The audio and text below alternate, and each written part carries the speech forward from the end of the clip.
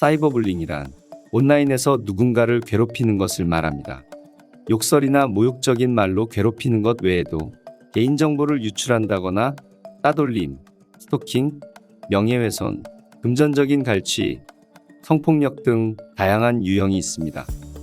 사이버불링은 현실 세계에서 누군가를 괴롭히는 행위보다 더 무섭고 더 큰 고통을 줍니다. 인터넷에서 기록되어 빠르게 전파되고 영원히 기록으로 남을 수 있기 때문에 피해가 큽니다. 사이버불링은 말 그대로 사이버상에서 일어나는 일이기 때문에 기술의 발전과 함께 변화해왔습니다. 인터넷 초기에는 게시판과 채팅방에서 익명성을 악용한 악플과 욕설이 주를 이루었습니다.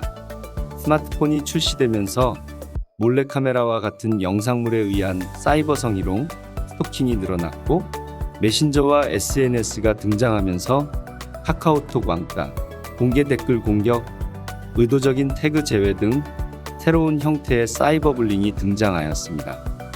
이제는 누구나 쉽게 콘텐츠를 제작하고 공유할 수 있게 되면서 콘텐츠에 의한 사이버불링이 증가하고 있습니다. 대표적으로 돈을 벌기 위한 목적으로 유명인을 모함하는 내용의 콘텐츠를 만드는 사이버 레카가 있습니다. 이는 유명인만의 문제가 아닙니다. 학생이나 일반인들도 복수나 재미의 목적으로 지인 능욕 콘텐츠를 만들어 사이버불링을 하곤 합니다.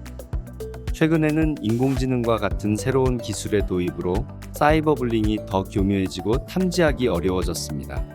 예를 들어 딥페이크 기술을 사용하여 특정 인물의 얼굴을 다른 사람의 몸에 붙여 가짜 영상임에도 매우 현실감 있게 만들 수 있습니다. 이러한 비디오는 큰 피해를 줄 수 있으며 전문가들도 가짜와 진짜를 구별하기 어려울 수 있습니다. 금전적인 이익, 복수, 단순 재미 등 특정 의도를 갖고 하는 사이버불링을 예방하려면 어떻게 해야 할까요? 가장 빠른 방법은 가해자를 처벌하는 것입니다. 디지털 시민으로서 가장 쉽게 할 수 있는 것은 신고하기입니다. 대부분의 소셜미디어 사이트에는 신고하는 쉬운 방법이 마련되어 있으며 한 명 한 명의 이러한 행동이 모여 사이버불링을 예방하고 줄여나갈 수 있습니다.